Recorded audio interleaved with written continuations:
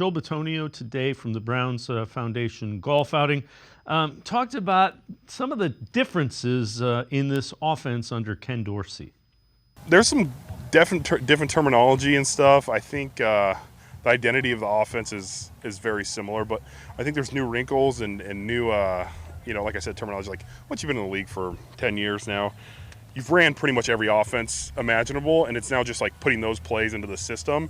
So there's some new code words that I'm like, wait, I think that was a different code word last year, or that was a different play call. So you just got to kind of wrap that stuff. But I think in the passing game, they've definitely evolved. I don't know the details of every route, but it seems like there's some new wrinkles and some new things that will, some motions, some just different things that might not, if you read a play off the playbook, sound different. But when you look at it, I think it's going to add a little bit more totality to the offense.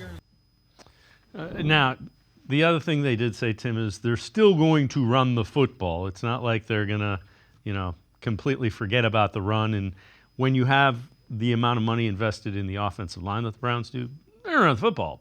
But it is going to be different.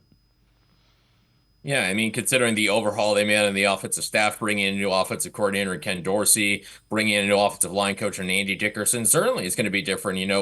Even in the run game, you would imagine with what Andy Dickerson's bringing in from Seattle, maybe some of those concepts will be worked in. But what Joel was talking about with the offense, yeah, the terminology is almost always the same because there's only so many new concepts you can kind of create. But mentioning specifically pre-snap motion, the Browns really didn't do that a lot last year in the last couple of years under Kevin Stefanski. So that's an interesting evolution.